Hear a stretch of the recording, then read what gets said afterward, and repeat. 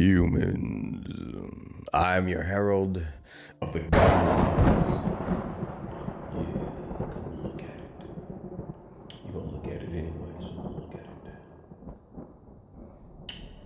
Yeah. Now look at me. And welcome back to the Culture Guys channel with your boy Mike. Hey man, Creature Commandos episode 4. All right, so this was a Weasel backstory episode, which I told y'all before. I figured they were gonna take the time each episode to tell the backstory of these characters. This was a Weasel backstory. You know, they kind of mentioned Weasel multiple times. I think they mentioned him more times in the first 3 episodes than any other character, as far as like he murdered 26 children or 27 kids or some shit like that. Turns out he didn't murder 27 kids. It was like 6 or 7 kids or something like, or 8 kids, something like that. Anyway, this episode was about Cersei basically gets caught, you know what I'm saying? They're trying to probe her for information. Why the hell is she attacking everybody and all that shit?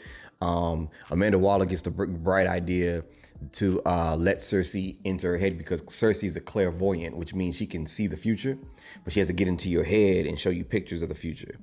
And man, this bitch gets into Amanda's head and shows her the future.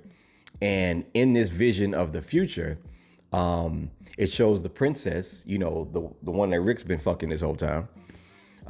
She takes her army and her whole fleet of knights and all that and takes over and conquers the world, including the United States. And they show her blowing up the White House and killing everybody. And then they show a vision. The worst part, they show an image of all these superheroes laid out and dead. They show Batman on a spike, Superman, a Wonder Woman on a spike. They show Peacemaker laid out and bleeding, and then they show Superman on a cross with his cape like as a flag, you know, flapping in the wind and shit. Dead on the cross, man. It's crazy. Then they showed what's his name's Weasel's backstory. So basically, Weasel, they didn't show his whole backstory. But basically, it sounds like he was a man that got turned into a weasel, but they don't show that part. But they show the part is why he got locked up in the first place. And basically, after whatever experiment turned him into whatever he was, he came across a couple of kids, a little 5-6-year-old, little kindergartners. And one of the little girls fed him a little candy bar and shit like that. Basically became friends with the little girl and her partners, you know what I'm saying? So they running around, you know, after school and they're playing around, and they go into the school after school, and the school gets burnt down, but the janitor calls the cops, and then the cops come out, and the janitor's like, yo, it's a werewolf out here fucking with the kids, you know what I'm saying? You gotta come out here and get this nigga, you know? So they come out there, and Weasel now, the kids die because they were playing with some matches and shit like that, and they end up burning the fucking school down. The kids die, but the little girl that the Weasel became friends with, she survives.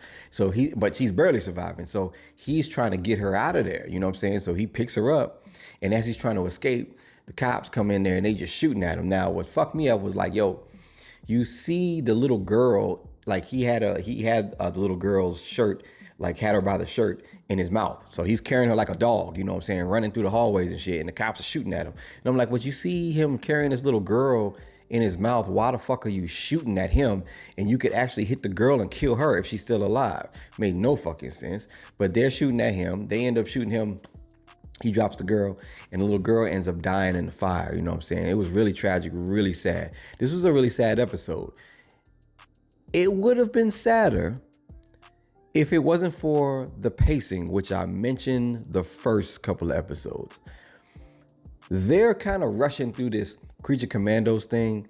And for all the shit that James Gunn talked about, you know, oh man, he kept talking about how, you know, he kept hyping this show up as like, man, each character just has a tragic backstory, man. It's so sad. It's just gonna be so tragic when you see it, man. It's just so tragic. And I'm thinking, okay. But I had a feeling that it was gonna be like this. Each story is kind of tragic, you know what I'm saying? The Weasel story is really tragic.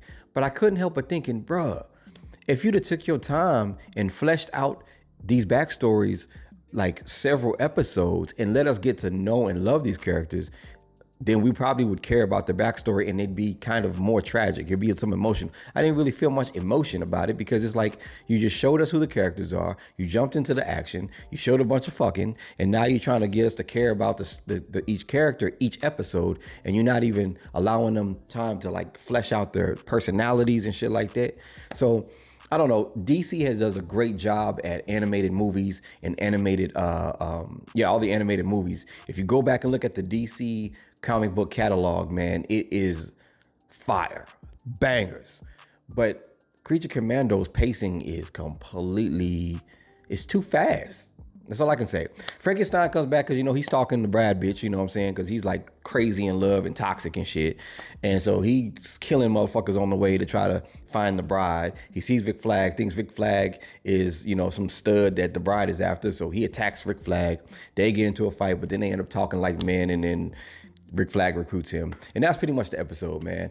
The Creature Commandos are on their way.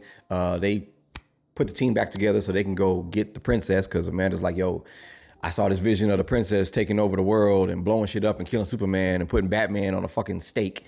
So we need to go get her now, which makes no sense either. Why Amanda Waller is going off of a vision versus facts is not Amanda Waller-like, but that's another story for another video. We just have to wait and see.